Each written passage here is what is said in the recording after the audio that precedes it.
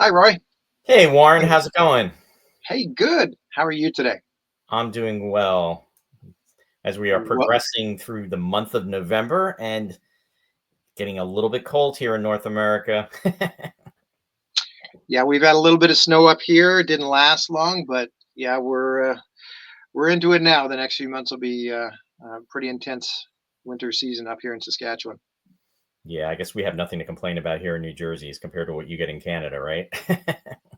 Well, it's trust me, and from the stories you told me with some of the weather you've been getting there the last few years, I'm kind of happy here because we certainly don't get the flooding and the things like that. So yeah, there's pros and cons, I guess. Yeah, this is true. So listen, welcome to everybody to episode number 4 of Space 1999. This episode, Roy, what are we going to be discussing this evening? Well, I'm going to give the little bit of a clip of a brief synopsis, and maybe the folks out there can try to discern what it is that we are going to be discussing tonight. The moon becomes a prisoner of an alien planet as an eerie new menace grips Alpha in a ring of light and turns Dr. Helena Russell into an involuntary informer with death as her threatened reward. Tonight's discussion, or today's discussion, will be Ring Around the Moon. Wow, that sounds intense. And it's not like the spoilers didn't give it away with the ticker at the bottom and the still photos that we just ran before coming on here. But Well, um, yeah, no, well, no problem. Well, let's dive right in then, and we'll launch with the opening and take it from there. sounds good.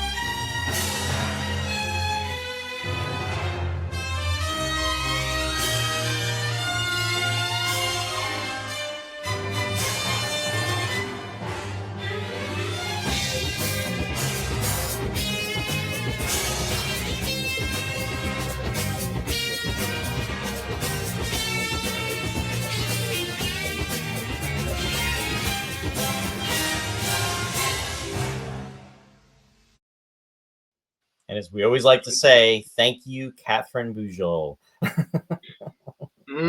Yes, Fantastic Catherine and opening. her wonderful work. She's even been clipping together some trailers for each of these episodes that we've been dropping a couple days early as well, leading into the weekly Sunday episode drop. So thanks again, Catherine. Absolutely. We have a guest tonight. It's That looks me, like the Phil. world's foremost authority on Ring Around the Moon. Captain Phil from Captain Phil's Planet. Hey, Phil, welcome. Thanks for having me on. Thanks for thinking about me and bringing me on this most sublime and intellectual and soul-scratching of artistic journeys as we enter into the unbridled bliss that is Ring Around the Moon. It's one of Roy's favorites, I hear. That is a true statement. We acknowledge. You acknowledge. I want to know who wrote that synopsis, Roy, and had they actually seen the episode? Was I that know it sounded a lot better than maybe what it actually is. Believe it or not, that was a ITV synopsis from back in the day. So that was, yeah. I mean, the way it was written, I mean, that would definitely get me interested in this episode. Um, Okay, so that's interesting. So, because I scanned a bunch of those from the Landau documents and archives, or from the same, because all 24 season one synopsis were there, and some of them were pretty lengthy and wordy to be like maybe reciting for the episode here, Roy, but it's interesting. Some of the synopsises were a little different as well. Like we talked about the alternate scenes in Space Brain and things like that. Right, right. Yeah, and actually I said ITV, ITC summary is what ITC, ITC, yeah, yes, yeah. ITC summary. So, yeah, I think that's fair to say. There was different synopses or variations. It's interesting. Now, of course, we have a wealth of information, and we should definitely give credit where credit is due. If you want to research some of the information that we discuss, a lot of it can, and a good part of it can be found on the Catacomb site by Martin Willie. It's amazing what he has put together, and he has made it available for everyone to check in to look at. We had the opportunity to see him in London, and it's always a pleasure to converse with him. He'd done a lot of the virtual conventions as well too, and as we know, the Catacomb site is really a wealth of knowledge. It's like it's like a library for Space 1999 fans. Absolutely. We're going to have Martin on one of these episodes upcoming as Absolutely. well. It's been a lot of fun with all the different people we've had so far, and Phil, you're part of that wonderful list. Thanks for your time tonight, and let's dive right in and tell us your thoughts and feelings on Ring Around the Moon, there, Phil. Well, my relationship with Ring Around the Moon really starts with me running the Space 1999 email list, and I believe it was when we had moved to um, e groups, or was it? And then became Yahoo groups. Am I right, Roy? That Um, sounds, yeah. and That's and a going back a fellow ways. and a fellow from Norway named Petter Ogland showed up and started posting incessantly about this and trying to keep the peace and trying to keep things going because I was enjoying the fandom aspect of everything. So at one point I was like, we just wanted to like throw this guy out the airlock, but at the same time, we wanted, we're one big happy fleet sort of mentality as well. So we wanted to keep things going. And I said, well, is there any real validity to this nonsense he's saying, or is he the world's greatest troll? You know, so I would watch the episode, and I watched it a bunch of times, and I became fascinated with Vic Elms, uh, that he was the composer of this episode, and the troubles he encountered, and then just the overall story. And it belongs in this era of Space 1999, where it was a proto Space 1999. The first four episodes: Breakaway, Black Sun, Matter of Life and Death, and Ring Around the Moon. And 2 out of 4 ain't bad. So the two problematic episodes are Matter of Life and Death and Ring Around the Moon. Matter of Life and Death, of course, I'm sure you discussed this, seems kind of like based on the Russian movie Solaris, which the writers were I'm sure were well acquainted with. The production people were well acquainted with in England. So that was kind of like a successful failure. In fact, the fellow who played Lee Lee Russell, I Richard met Johnson. at Chiller Theater, and and I got him his signature on the DVDs and whatever, and he was there as part of like he was in like Italian zombie movies, so he was there as like with the zombie thing. But at one point we're chatting and Chiller Theater, and he looks me straight in the eye and he says, "Can you please tell me what that episode was about?" Which I thought was kind of hilarious. So so I sort of like put Ring Around the Moon in that category. But there's so many other things going on in Ring Around the Moon that make you a little crazy.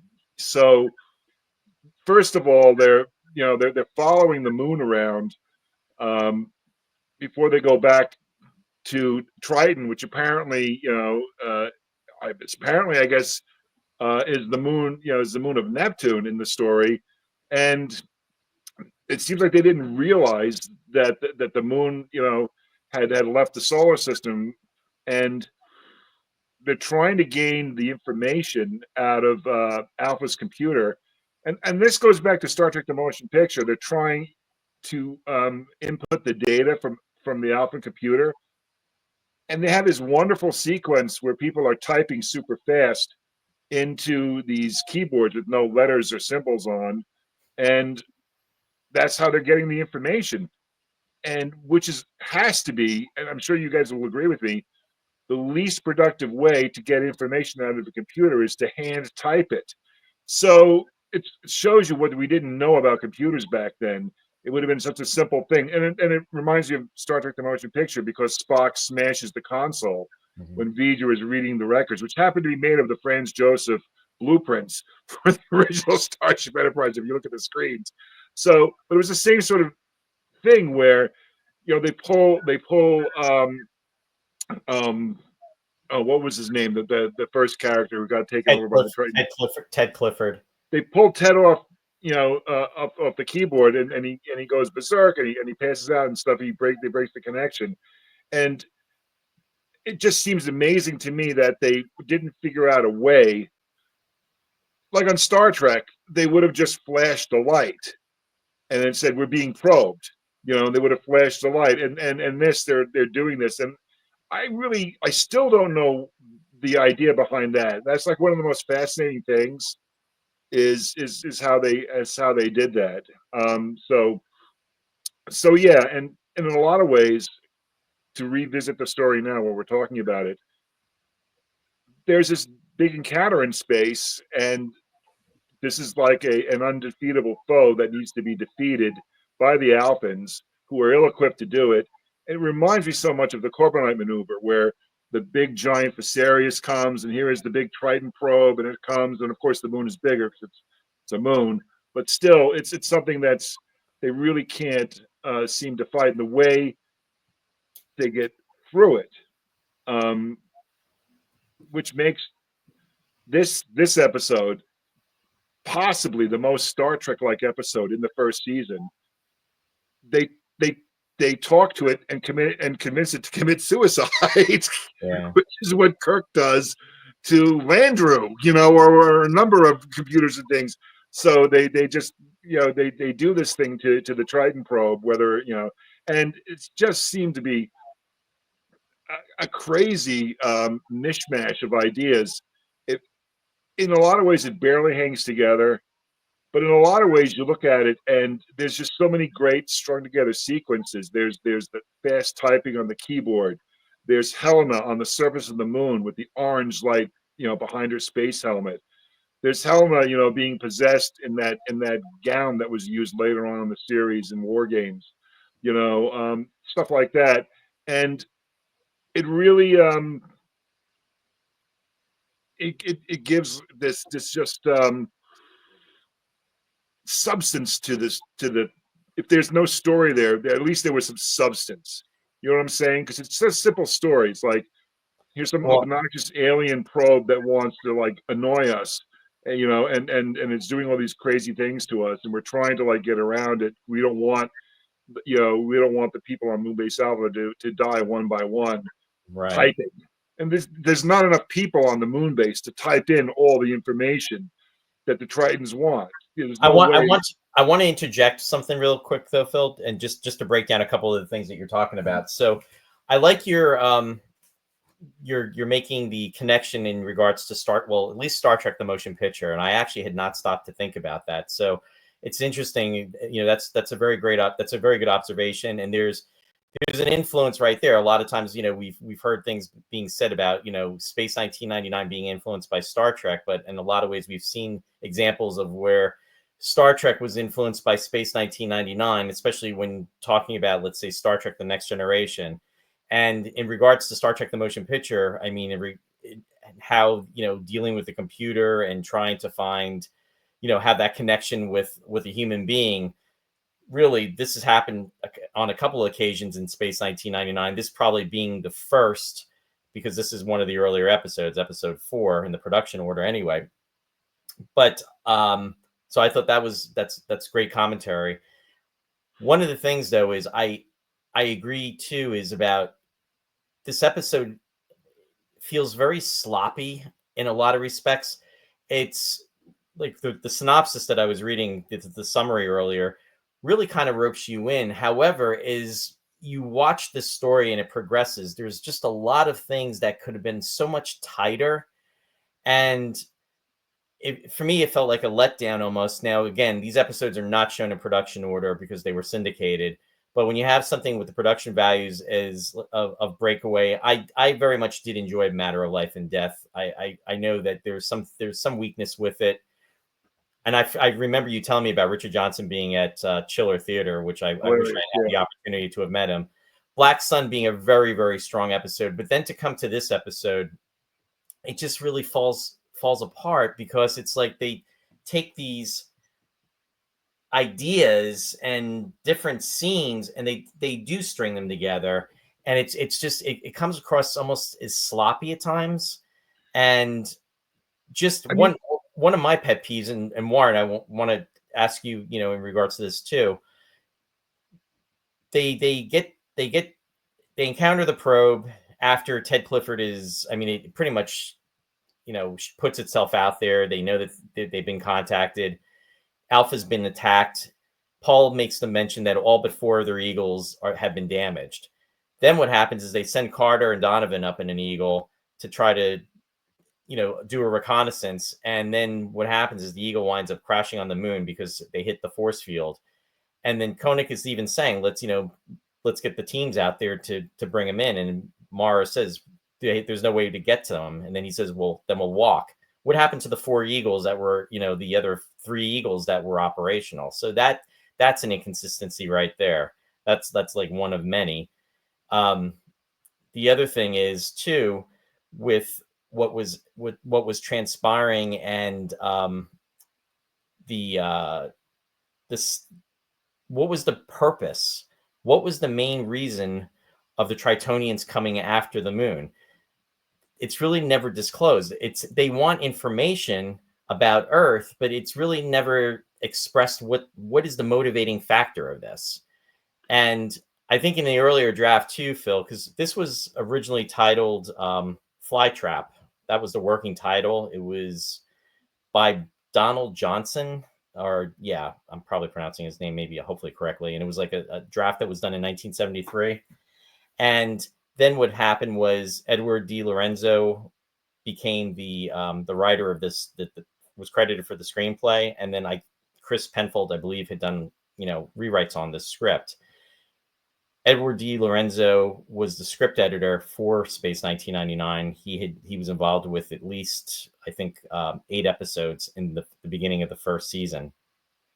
And there's just a lot of inconsistencies with that. It just seems very choppy.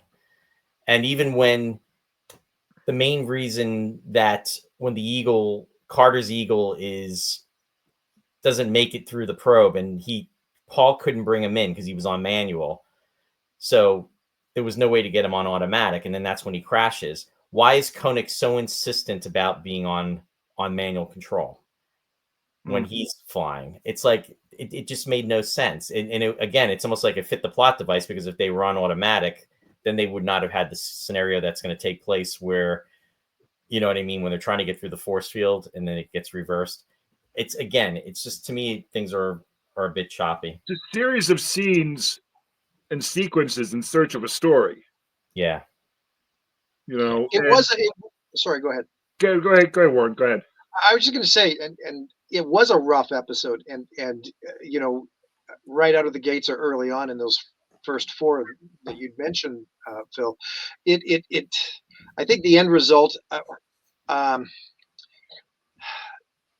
based on that synopsis, it does sound very exciting. And I think, as Roy was describing, it went through many different revisions and rewrites. Yeah. And I think it lost something in the translation. We even, Roy and I even talked this week about the editing is very peculiar in a couple of instances where and I was watching the episode actually with my sister Heather for the first time, and she said it seems like there was something missing there. They have these really hard edits where they take place even in the same room, the same location, but there's an edit and suddenly characters are on the opposite side of the room or something, and it does seem like there was a lot possibly left on the cutting room floor. But having said that, it's I don't mind it. I know a lot of people don't. It's not certainly not their favorite. Um, but I think, considering everything that was going on there in the first few weeks and months of developing this series, it was one that maybe fell short, and maybe it was just a time thing, right? I mean, they were constantly under the crunch. We all know Breakaway ran overtime when it came to filming, and maybe this was just one episode that they just couldn't make it all gel, if that makes sense. That could be the case, and one of the and I know what you're saying about the scenes. I mean, we did talk about this earlier on, where it's very choppy. I mean, one thing that comes to mind immediately is where Koenig is saying to Paul, try to make contact with them. He goes, use light, sound, radio frequency waves. He goes, use the whole spectrum. And then what happens is he's like he's looking towards the office, and then he addresses Dr. Russell, and then the next thing you know, he's actually in one part of his command office that he wasn't in, because he was down on by the stairway, going up by his office, and then because asking for the autopsy, and then she says that she's not sure if it's going to be possible, and he goes, make it possible, and then the next thing you know, he's walking, and Victor's addressing him. So it's, to your point, there's a lot of like splits going on, different angles. Potentially there could have been some stuff that could have been on the cutting room floor. That stuff you can almost overlook it, but it's just some of the dialogue, some of the I'll say the science. I mean, I'm not one of these people, it's science fiction and we're having fun. You know what I mean? Let's face it. It is what it is. But one of the pieces of dialogue eventually, when Koenig and the security team, or they try to board the alien probe later in the episode, and he's going through, and they've got the connection with Dr. Russell with the computer, and then he's talking to the probe, and he's saying, this is Triton's system, and then as Phil, like you like to say, we acknowledge that doing that, and then he goes, this is Triton's universe. It's like, okay, this is Triton's universe. The universe is the universe. You know what I mean? It's just, again, little things like that slip through. And am I being nitpicky? I am a little bit. On the flip side, I think you have to look at it this way. Also, is it's early on in the series, the actual science of the series, such that it is, or the actual continuity of the series hasn't been established yet. So, Bergman in this episode is some sort of mystic who has ancient texts and and things like that. That's cool. To me, that was cool, though. I enjoyed that aspect of it. And when he's, they're in his quarters, and they had just gotten Russell back, and then they're talking about the mysticism of almost the eyes of Triton, and it brings you back to the ancient pyramids, and ancient Egypt, and in that type of realm.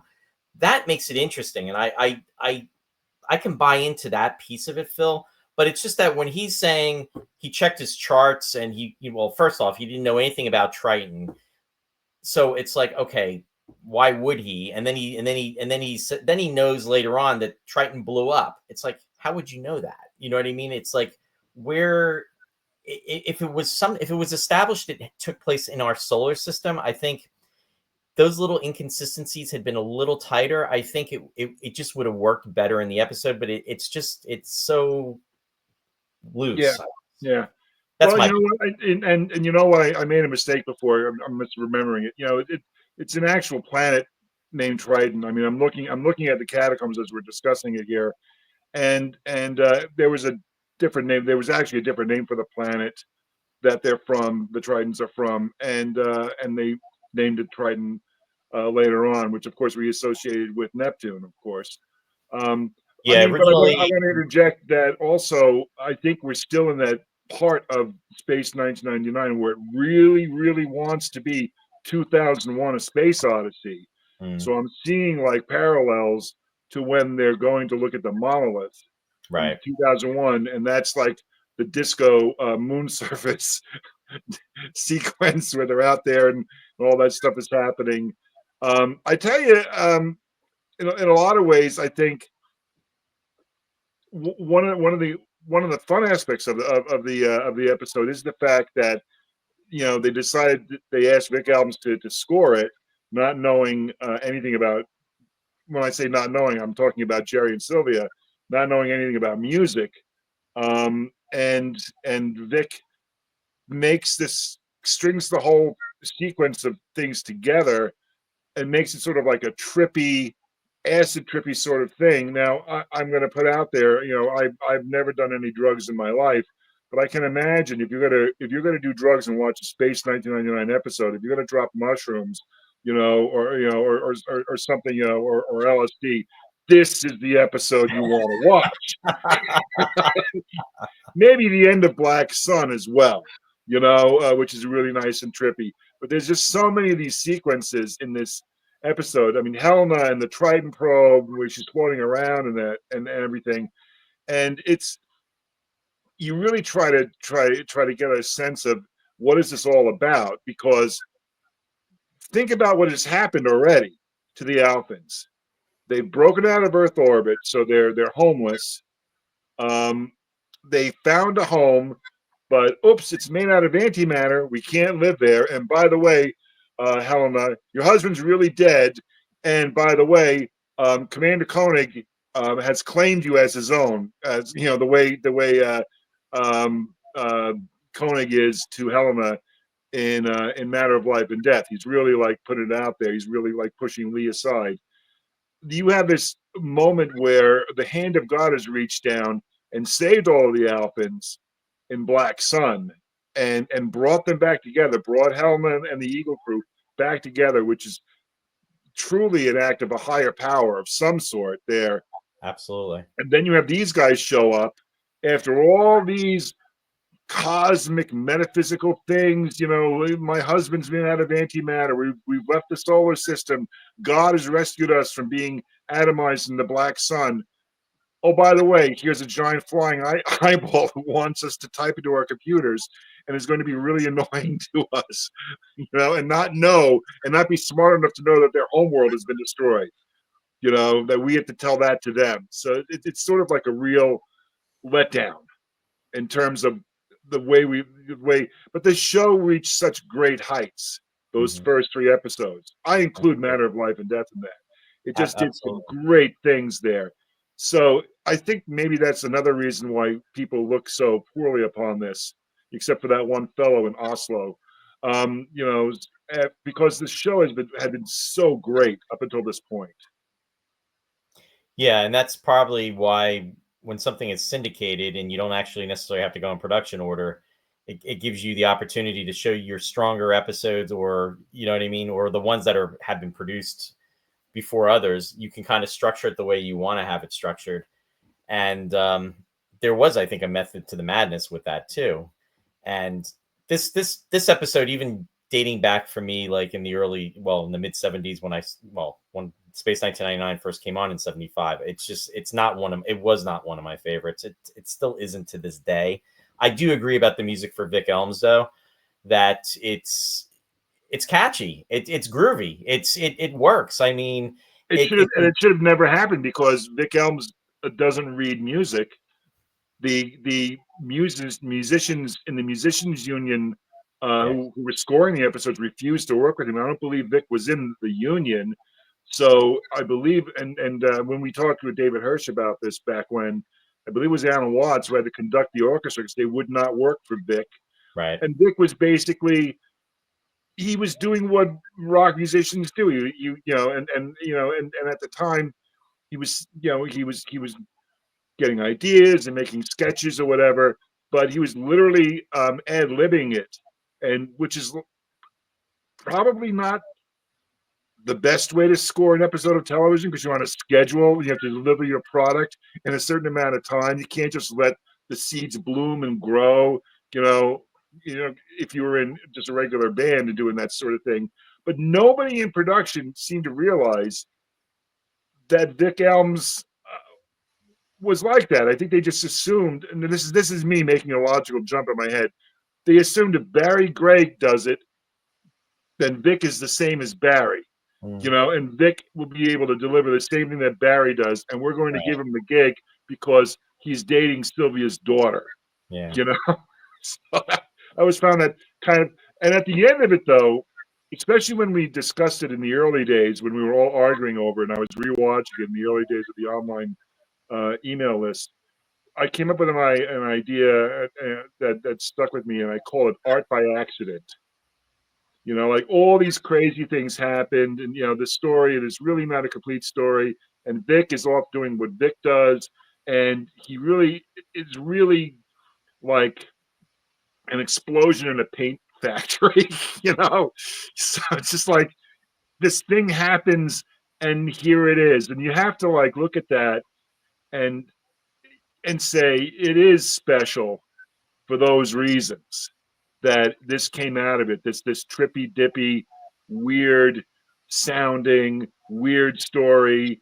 The whole whispering Tritons, that Prentice was the voice of the Tritons, all that stuff. It just really becomes something on its own. And that I appreciate, that I like, and because it was something that was made under duress, something that was made, there was a great deal of difficulty in terms of what Vic was doing, I assume, and I'm sure there was other problems as well. But I think to come out of that with this just makes it a little more special. The episode And, is essentially like an anomaly. It really is. And I didn't realize until I got David Hirsch's technical manual back in the day that this was the fourth episode. And I remember thinking this was later on, and then it all tied in together because of the opening credits. I mean, that's the giveaway, really. I mean, it's the first four episodes have that cool like eclipse when when they're saying all, and Barry Morse, he gets his credit. And then they went later on with Earthbound, where he's in fact the scientific device that he uses in this episode, which incidentally had been in other episodes of other television shows. It was used in Doctor Who. It was used in Blake 7. It was used in Star Maiden. So it's interesting that it was, recycled, as props generally are in other productions. However, finding out that this was the fourth episode, I was like, oh, wow, that was pretty surprising. And then it was like, okay, that totally makes sense. But again, having had those first three episodes be such powerhouses, especially Breakaway and Black Sun, it's just like, wow, what kind of transpired with this? But I mean, if you want to look at the story of Space 1999 and the Alphans as Homer's Odyssey, that these things had to happen for the Alphans to go to their ultimate ending of the first season, which is Arcadia. They had to break away from Earth. Helena had to separate from her husband, her last tie to the whole world. She had to properly bury him. They have to go through the Black Sun. They have to pass all these things. And I guess if you look at Ring Around the Moon that way, they had to know how to deal with cruelty, and how to deal with not being understood. And, and that, and of course, later on with, Baylor, with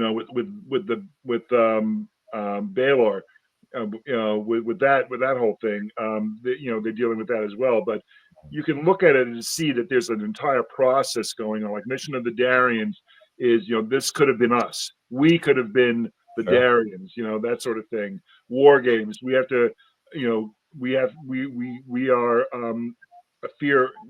We are a virus called fear. Fear is a virus. We have to, grow beyond that.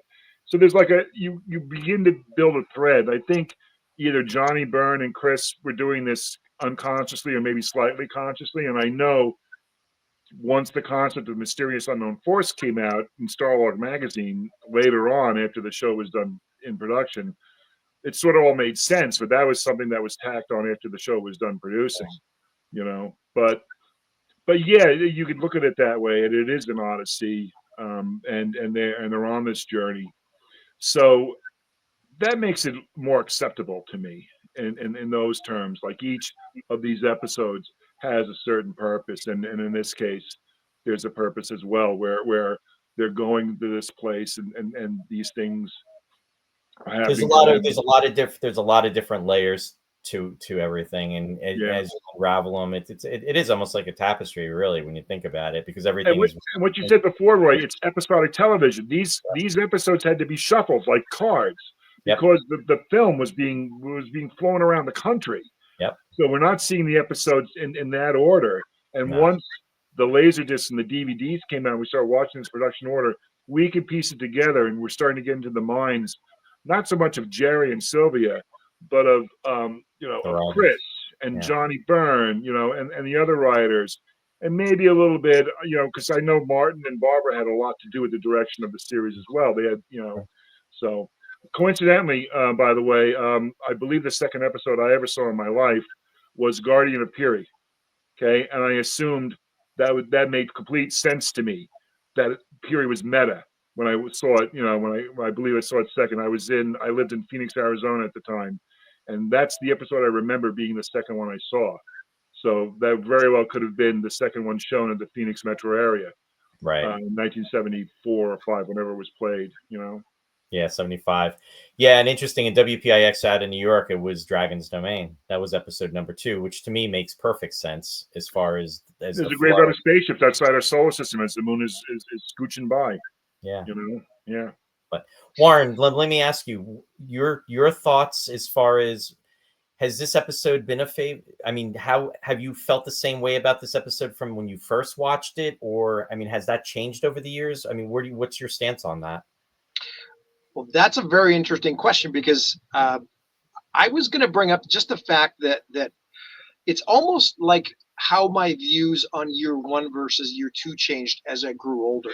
And when I was a kid, I think I preferred Ring Around the Moon a lot more than I do now. But Mhm. a lot of that is based on, and here's another aspect I wanted to talk about, Phil. You talked about the music so much and how great it is. By the way, you jogged my memory at one point. You appreciate this, Phil. You can actually synchronize Ring Around the Moon with Pink Floyd's Dark Side of the Moon. And Does it better that way? depends on how much LSD, I guess. Yeah. But no, the other thing I want to talk about, when I was a kid, that was the one thing that when I saw the episode again many years later, or 10 or 12 years later after it had been, off the networks here in Canada, was the sound design. And this episode in particular, and for the whole series, I mean, it's one of the things we haven't talked about yet, but just incredibly groundbreaking, and the sound of the Triton probe when the eye shows up, and the episode when I was a kid I found it a little creepy as well. I Mhm. mean, there was I mean, the visual of the eyeball with sort of the brain material around it. It was the first episode in production order that used that very haunting, a whirring sound that they reuse in Dragon's Domain, and just the imagery of the eagle flying in total darkness, Wow. things like that. But the sound design, and Phil, you'd mentioned even just the whisper, Prentice's whisper, Mhm. was kind of eerie, and the thing I remember the most watching it later was we acknowledge, right, and just things like that were maybe a little underappreciated, but sort of add to the greater whole of everything that year one was trying to present.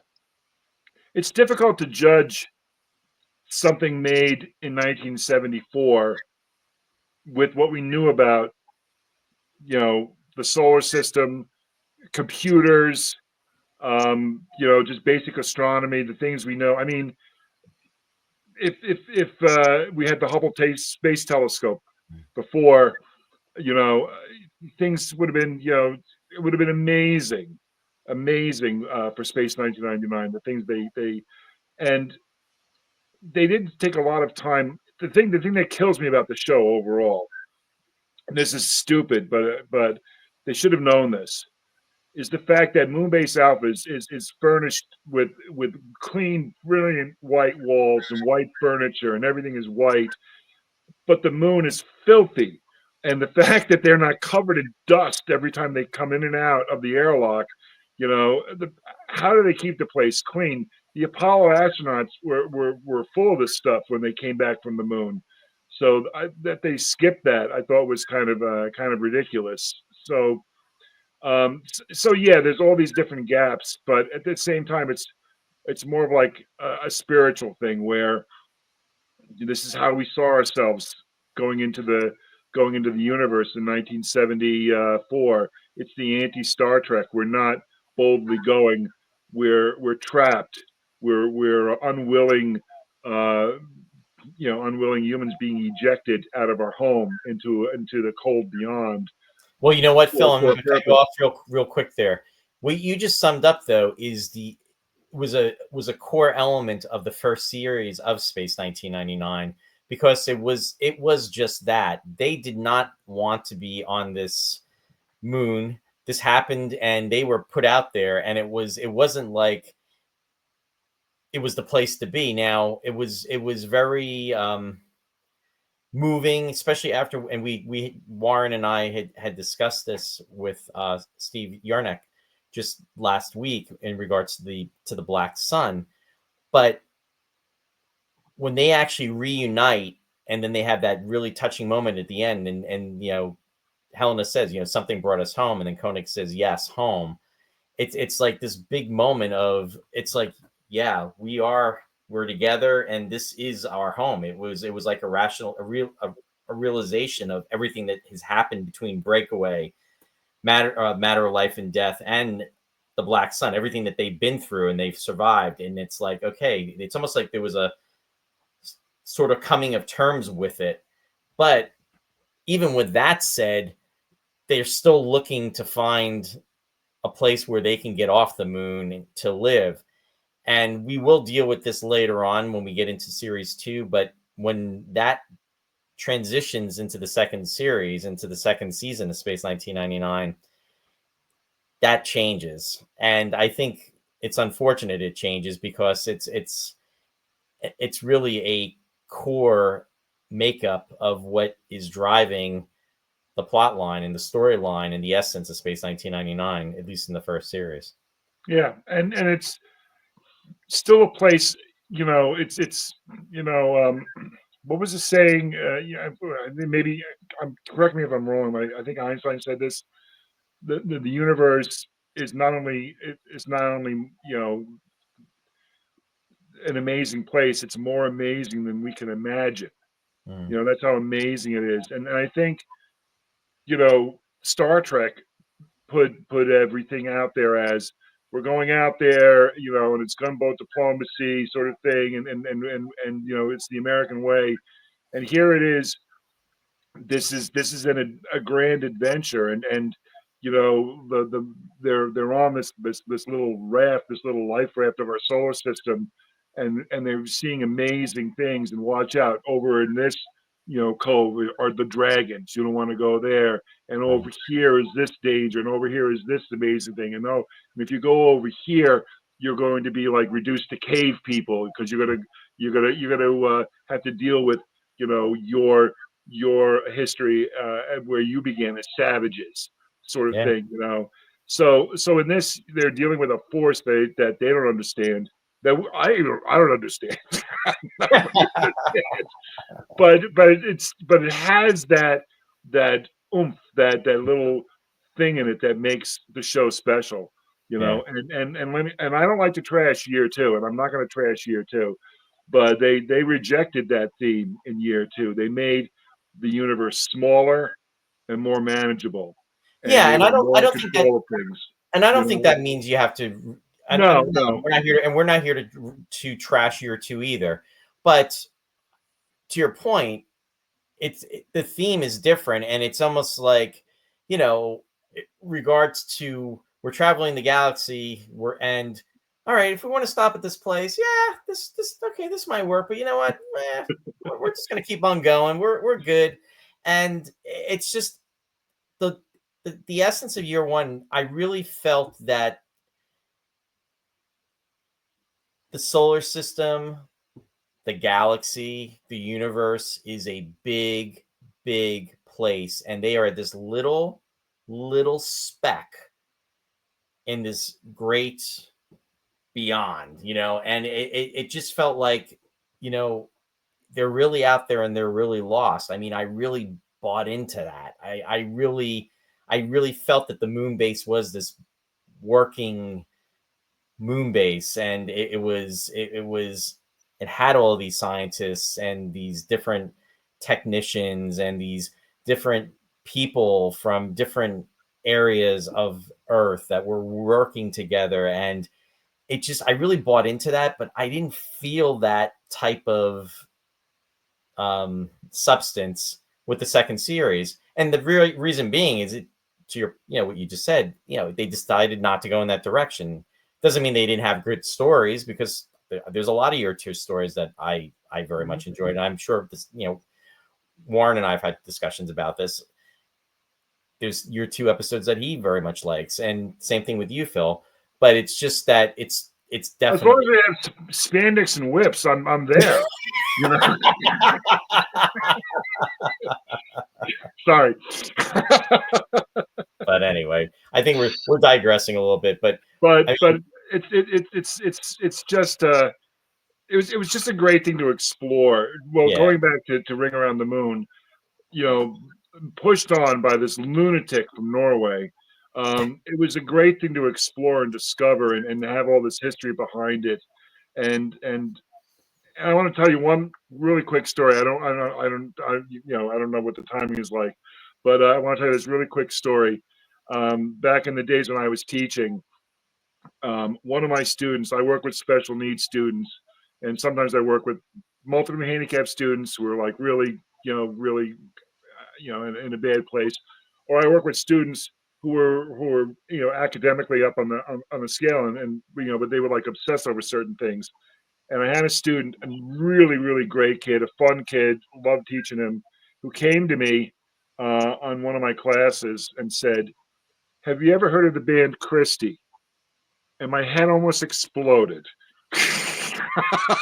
because, of course, Vic Elms played for Christie, and this is in the midst of the whole Vic Elms composed the soundtrack for this episode, and back and forth, and it was just a really, really weird. And the only piece the only hit I ever knew from Christie was Yellow River, from Vic's band, and everything else I really don't not that familiar with.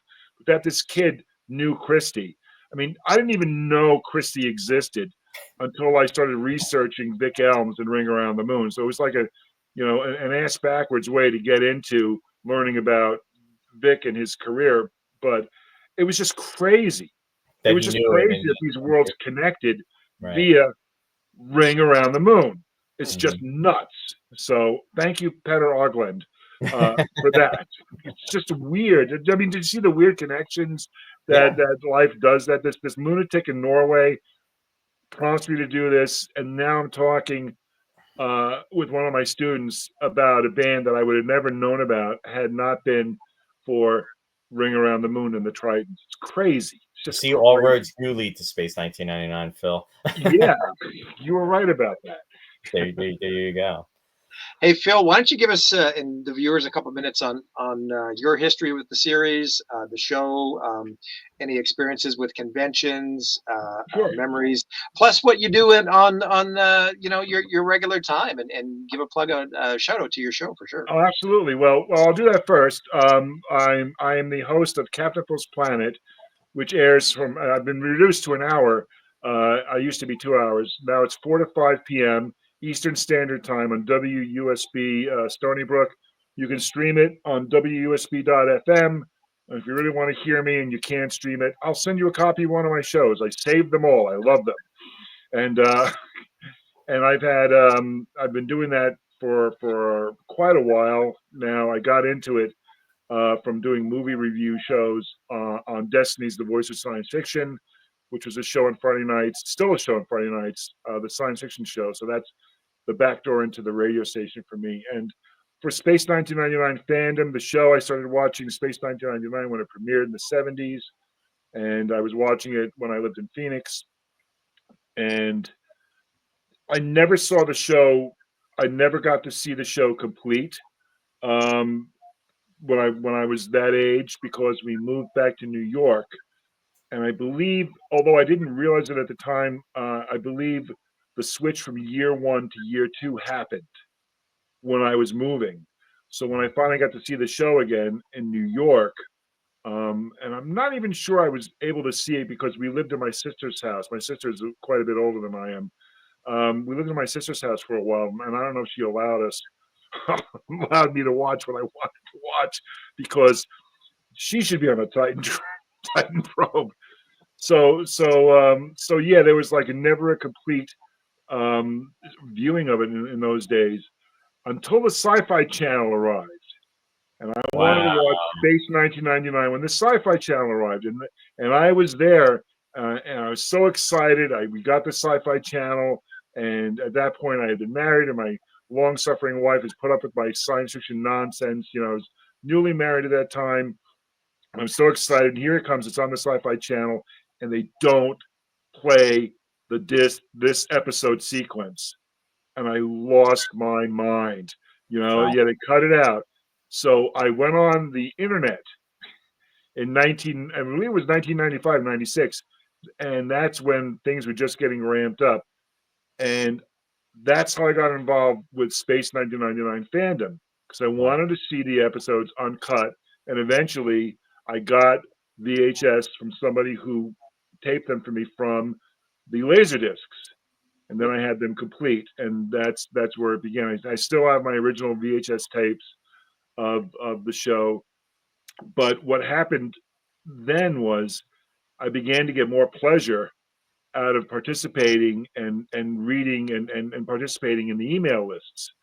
So, and I remember, and this ties into what you and Warren are doing on your show here. I remember when Matteo Latosa of the email list began the episode by episode discussion, you know, and that was possibly one of the most successful threads the email list ever had. If there's one thing that the email list you can point to, the original email list. I'm not talking about what's going on Facebook, because I think Facebook is just like a poor copy. Facebook is like it's a different show. On Facebook, it seems people only want to complain about it there, but they were really digging into it, and I just loved what Matteo was doing with the episode by episode thing. And that's, I believe, where Peter Ogland emerged, and he sort of like hijacked that a little bit, and that's where people would get upset about him and stuff like that. Peter always wanted to bring back episode by episode and run it again, but he really wanted to steer it towards discussion of Ring Around the Moon, either because he loves it so much or because he's an insane troll, and no one's ever been able to figure out what the truth is. and maybe if we ever did, go to Oslo and find him and look him up, they go to his house or his apartment and open the door, and there'd just be a big giant yellow eyeball floating there, you know. But that's where the real pleasure and involvement came in, and was through the lists. And the first convention, I had been going to conventions since 1983, but no Space 1999 conventions. I would do things. I would find things, Space 1999 and various conventions I would go to, or try to find programming, but there was nothing ever serious until Did you go to the You didn't go to the 1999 convention. You went to the 2000 convention in New York, right? I went to Main Mission 2000, which was either Bob or Rob Lowry, and he, of course, basically blew up that convention. It was just the nonsense and everything, but at the same time, it was an amazing. I mean, with everything that went wrong with that convention, it was amazing to see everybody there. It was amazing to meet everybody. It was amazing to meet Keith Wilson, Johnny Byrne, to walk into a room at the convention and have Johnny Byrne turn around and says, "Oh, you're Phil Merkel. It's so pleased to meet you in person," because he had read me online. It was like it was a wonderful gift, that he was such a kind, generous, and warm person. It was just great. And I was kind of like, and I met John Muir there. John Muir was an amazing person, to meet and talk to. It was an amazing thing. And there was a lot that went wrong with that convention, but in terms of fandom and togetherness and excitement and just all that, it was good. It was worth it. It was worth the pain. In my case, I know other people suffered more, but I don't remember sleeping actually that entire weekend, so it was rough. No, So, that was an incredible weekend, and like you mentioned, John Muir, that he was actually at the first one that I had actually attended was in 1999, but John, I had met him in Los Angeles, and heck of a nice guy. And he's Space 1999 book that he did. I think it was called Exploring Space 1999. That was one of his first books, and you look at what he's done in the last 25 years. I mean, he's come a long way. I mean, it's amazing what he's done. I mean, it's been such a relationship I've had over the years with John, and I mean, John ended up on the radio multiple times through my friend Howard, but beyond that, and of course my friendship with Matteo Latosa, I became friends with William Latham, who wrote the Powers Media book series, and Bill is he's such a good guy, he's such a good friend, and and he lives near us. He's in Connecticut. He's an amazingly great writer, and it's just there's you could do an entire episode of how Bill Latham was dragged into Space 1999, kicking and screaming. Because not a fan, but a really decent writer, and I think he really did a great job with the whole series that Matteo did, and I feel bad that's gone away. Yeah. But at the same time, and then of course, I introduced Bill and Matteo to Ken Scott. Yeah. Because I thought Ken was doing amazing work with his art. Yeah. And boom, they have Ken, and now Ken and Bill Latham are close friends and hang out, and Ken and his brother hang out with Bill Latham. It's just, I think that's really the whole gist of it. So, and you hear these stories so much too, Phil, and Warren will attest to this. I mean, there's so many connections that are formed, people knowing different people, and then more friendships and connections blossom as a result of it. I mean, I could just from the three of us here right now, we could, we could cite examples of that, whether it be in Space 1999 fandom or Star Trek fandom.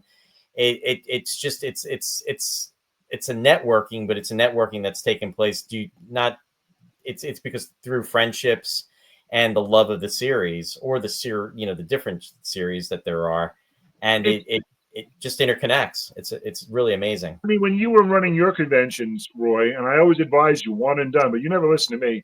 But when I was at your shows, I would sit down next to Jenny Loeb, not having seen her in person for, I don't know, 5 years, 10 years, whatever it was, and we pick it up like we had just seen each other yesterday. Right. That's the sort of thing, and there was just this camaraderie that occurs through the fandom, and I think that's the greatest gift that the show and the fandom has given off. So that's really that's where my true love of the entire thing stems from. That just this winding path, like the story with the student in Vic Elms and Christie. It's a crazy winding path, and you go down, and I just wanted to see the episodes uncut. The next thing I know, I'm sitting in New Jersey with Jenny Loeb, like I've been hanging with her for like 10 years. And it's just like this weird. You wake up and suddenly you're there. Yeah. As if I've been kidnapped by the Triton probe to do data input for them. Click your heels 3 times, and you'll be inputting informations for the Triton probe. There you go. Hey, one thing I wanted to bring up, guys. This is in regards to Ring Around the Moon. I know we're going to be winding down shortly. This was really the directorial debut of Ray Austin, who went on to direct many episodes of Space 1999. And interesting enough, he had worked with Martin Landau on North by Northwest. I believe he was Cary Grant's. I think he was his bodyguard, if I'm not mistaken, or in regards to that movie, and had been doing a lot of stunt work and did stuff on the Avengers. He did the choreographing on the Avengers. He had worked on the Champions, other ITC productions, and then he started getting involved in the directing aspects. And with 1999, like I was saying, he directed many episodes, and then eventually, as we know, he wound up coming to the U.S. with Yasuko Nagazumi, who was his wife. They wound up getting married, and they were here in the U.S., and he went on to direct a lot of episodic television like Magnum P.I., Airwolf, Vegas, if you remember Vegas back in the day, just to name a few. And he was pretty much sought after for directing episodic television. So Did And he also, meet Yaxko on the Protectors? Is yeah, that where they got together? I don't know if that's where they got together, but I actually think they got together around the time or maybe a little bit before Space 1999. The Protectors was earlier on. I think that was like in 72, 73. I Yeah. don't think they were dating then. I don't quote me on that, but I don't believe that they were. I think it was closer to 1999, like in 75, 76. Wow. Phil, you've Roy. This has been amazing because Phil, hands down, clearly is the perfect person to have on to discuss this episode and these aspects, in particular the music this time out, and things like that. I've been actually just making a list of the names as Phil's been going through them for a future guest, Roy. Yeah, There's so many people out there that we'd love to have absolutely. on in the coming weeks. Boy, this has just been wonderful, wonderful seeing and reconnecting with people. Phil, I don't think I've seen or talked to you for better part of a couple of years. Yeah, I did a couple of New Year's Eve things with That's you, right. That's right. Yeah. which is a lot of fun, which is Yeah. really kind of Yeah. a neat And thing. we're already looking at doing something similar. So yeah, hope you can make it. Hey, listen, guys, really quickly. I had a couple notes just in regards to some of the characters in the episode as they're developing. We've talked about over the last three episodes. You know, the whole dynamic between John and Helena versus Victor. In particular, this episode, I noted that actually Anton has some really nice scenes. Mhm. Really, oh, and the other one was, it's just, I think it's the only episode where you actually see Alan, dealing with a little bit of remorse and despair over the loss of a co-pilot with Yep. Donovan. Really, really nice scene as well. Hey, Commander, where's Donovan? Yeah, yeah. Hey, you just reminded me of something, Warren, which I thought was a nice touch. They gave a hint of continuity because Koenig, when he boards the Eagle and he goes, all set, Parks, and then he goes and he sees it's Alan, he goes, I assigned Parks to this mission. And he goes, well, we traded places. And he goes, besides, Commander, I already know the way. Parks was the pilot played by Stuart Damon in Matter Oh, of Life and Death. really? Yeah, that was his name. Wow. So I thought that was a nice nod. There was that connection from 2 episodes previous. So I thought that was really cool because that's Yeah. not something you really. I mean, it wasn't really a recurring character. That it would have been nice to have seen, him in that role as a recurring Eagle pilot. But Man, I thought that was a nice touch with that. And that's super cool. I He's didn't Tony's realize that. brother.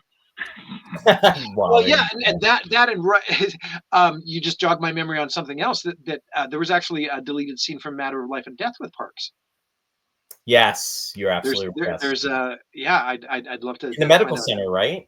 Yep, yep, you're Yep. right, you're right. Yeah, but yeah, I'm sorry, Phil. What's the actor's name? Oh, Stuart Damon. Yep. Yep, yep, that's right. Yeah, And as Phil was saying, Tony Vedeshi's brother Tony and Damon's Vader's brother. brother. Yeah, yeah, yeah. Yeah, I'm Again, all looking these at the connections. catacombs. Is that there's a nice image of him on the catacombs, standing, behind the scenes thing, standing with Martin and Barbara. Barbara in her pajamas, and Martin in his uniform. And it's really nice. I absolutely love Helena in these early episodes too. She seems more of the Barbara Bain of Mission Impossible, Mm.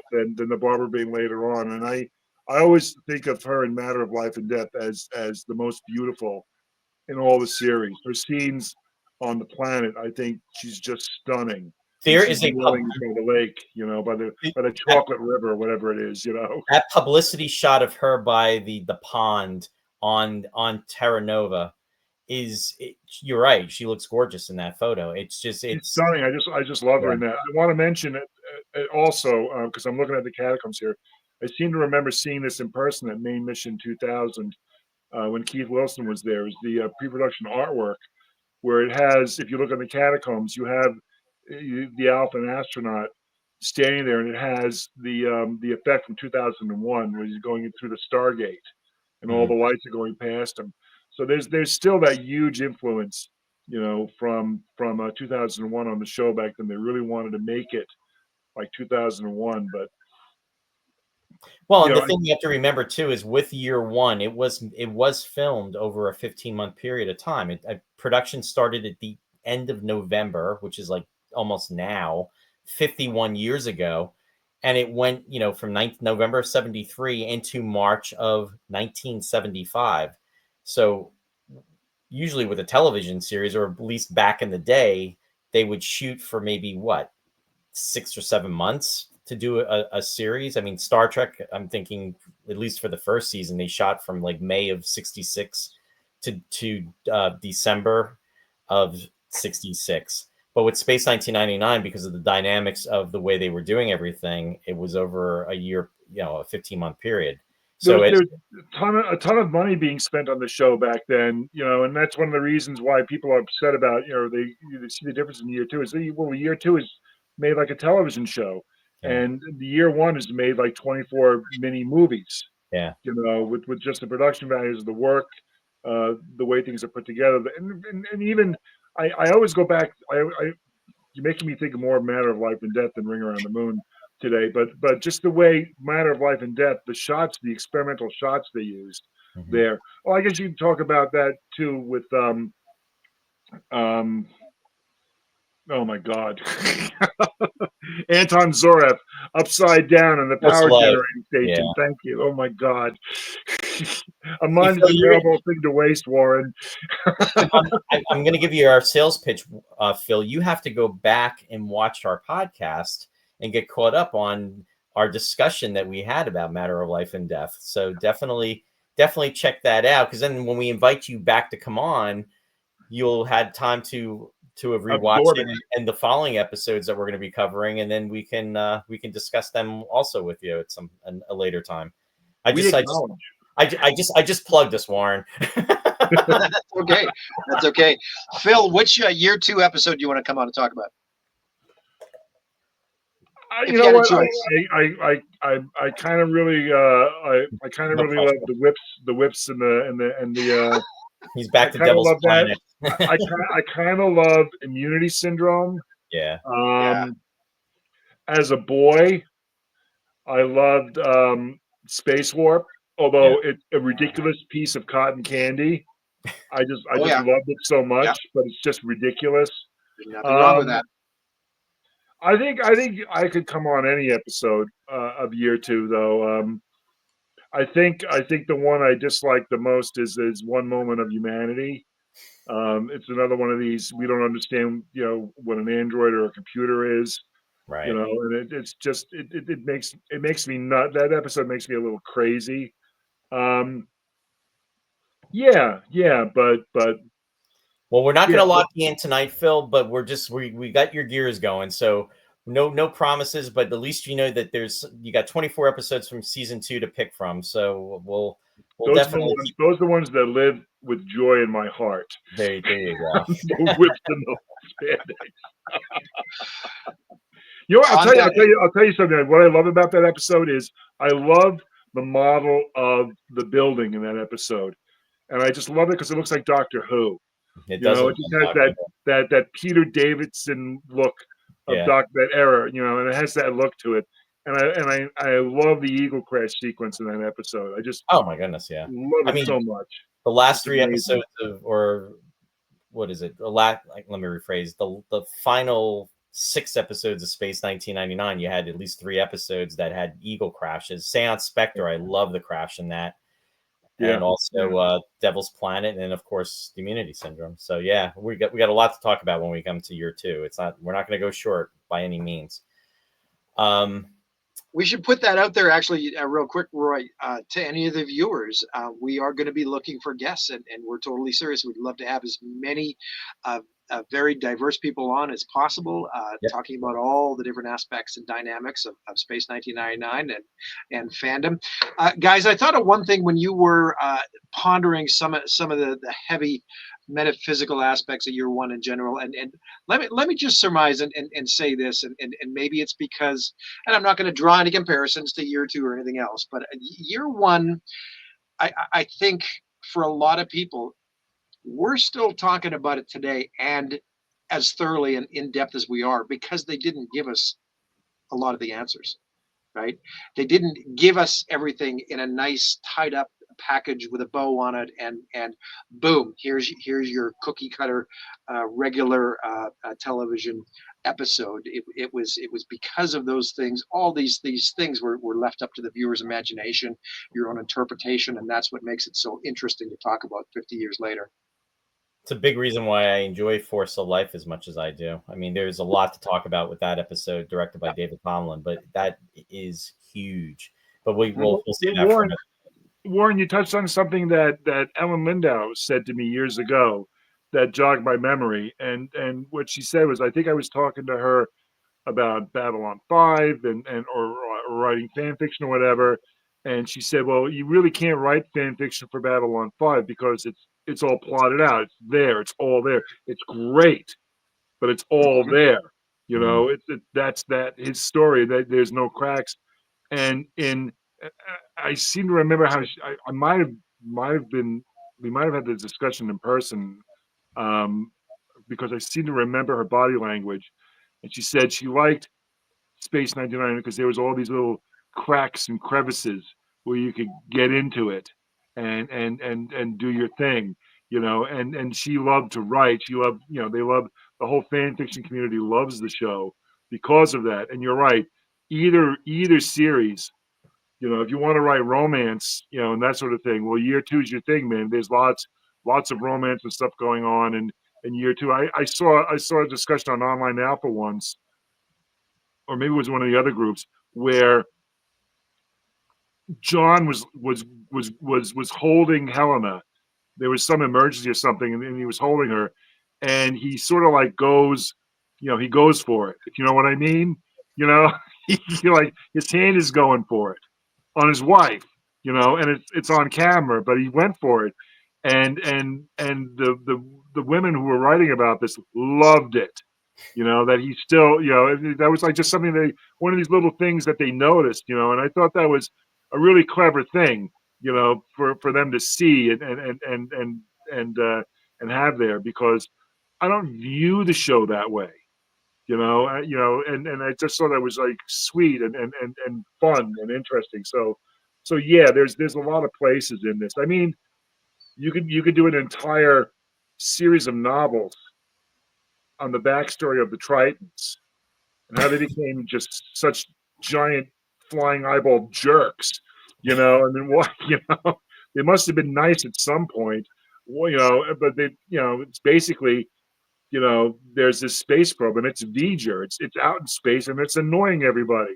You know, it's bothering everybody. And so yeah, there's so many places where you can just go wild with your imagination. Like you said, you know, oh, for Anton Zorov's episode again that I can't remember. Force of Life, Force of yeah. Life. Thank you. Yes, the dendrites have worn out. They're shorting out up here. It's all good. But yeah, and what is it? It's 51 years, Warren. It's 51 years in November. This November, yeah, 51 years. You could still find stuff. I mean, there was so much stuff that Matteo and Bill and John were able to exploit in their book series. There was just so many things they were able to do, and basically Bill took it in his own direction. It's kind of amazing, you know, that he had the freedom to do that because of the cracks. You couldn't do that with Babylon 5. Maybe you could try to do it with Star Trek, but Star Trek is its own thing, and this is not the same thing. Yeah. You know, this is. Phil, you and I are going to have to talk about Babylon 5. I actually tried introducing Roy to it a couple of times now, and he couldn't get past the pilot. And that's the issue with it. Just long story short, is that season 1 is very uneven. If you can get to season 2 of Babylon 5, 2, 3, and 4, some of the best science fiction writing ever in history. Period. Well, I mean, the first lines of the opening narration in season 3. Yeah. The first time I heard that, I fell out of my chair. Yeah. You know. Yeah. But what a great world we live in, Warren, where I'm Facebook friends with the guy who did the CGI of Bruce Boxleitner fighting the shadow vessel in Jupiter's atmosphere. Okay, he's you know, you're friends with Mojo too. I mean, and I got to say to him, that was the most amazing special effects sequence up until that point that I'd ever seen on television. Like, it's shooting at us. What was that explosion? It ignited the local hydrogen around us. I'm like, it's like, whoa, it's just amazing. So Well, Roy, that's where get to work, Roy. Yeah, well, yeah. With all my free time, I will do that, Phil. Rich McCaw. But that's where having these connections on Facebook. That's where the technology aspect of everything is very, very positive. As we are at 1 hour and 16 minutes, so we should probably wind down. Phil, I just want to say thank you for being a part of this amazing discussion. I knew, like I said, I had you on. I'm going to give a plug for the show, Roy's Tie-Dye Sci-Fi Corner, with you and David Hirsch about 1.5 years ago, and it was wonderful. And we could joke. Obviously, this is we're joking about the episode, but there are a lot of good points to this episode, as there are with all Space 1999. Some are better than others, but in some aspects, I think it really does hold up. And it was definitely fun to talk about, especially the musical aspects of it, which I know is close to your heart. It's a piece of artwork, sublime and wonderful. And I'm sure that we've discussed it, and the way we've discussed it here tonight will increase your viewership 1,000-fold. Oh, and with that said, if you are tuning into Roy's Tie-Dye Sci-Fi Corner, which we are broadcasting this show on Sunday, 7:00 p.m. Eastern Standard Time, Ross and I will be discussing episode 243, Bram Stoker's Count Dracula with Christopher Lee, classic 1970 film. So we'll be talking about that, and possibly Shari will be joining us as a special guest host, co-host. Nice. So that sounds good. That sounds very nice. I know, Roy, you and I talked about maybe starting to implement a shoutouts portion of our series. There's so many things going on, and you even give Captain Phil a nod every time on your show as a good example. But I just wanted to point out that one of the goals of the podcast here over the next year, and of course leading into part of the 50th is to build up to that next convention in Los Angeles next year. Absolutely. I'm not even sure if we mentioned that, but we just felt that this would be a nice platform to build up to that and generate interest. And along with that, just as an aside, there's been one other thing that has sort of come about since London, involving a little trailer called Return to Moonbase Alpha. Mm-hmm. I'm not sure if who's seen it or what their thoughts and feelings were on it, but there's a lot of great. It's awesome. A lot of positive buzz surrounding it, and I love the narration. It's brilliant. Yeah. Anton just knocked it out of the park. We sort of planted some seeds that there could be something further developed along those lines as well over the next few months. So just everybody out there, be watching, and it's a very, very exciting time for everybody in the Space 1999 community. Yeah, definitely stay tuned, folks. And it was that was a passion of love, and you did an awesome job with that, Warren. It was different people that were involved in that, but you definitely headlined that, and you did a great job with it. And it was a nice warm feeling being in that room, seeing the folks see that. And so very much looking forward to September of 2025, which is really kind of scary because it's only 10 months away. So we will blink and it will be here. So we're working our way to it as we gain momentum and talk about these 48 episodes and doing some special discussions along the way with different people, and we're hoping that you enjoyed the show that we're doing. Yeah, for sure. Well, listen, fellas, thanks very much again. About the departure tonight, I'm going to take a stab at it again. We'll see if Roy's going to follow along, and Phil, you can probably even chime in at one point. But this is Triton's universe. We acknowledge. This is Triton's solar system. We acknowledge. No. Awesome. No.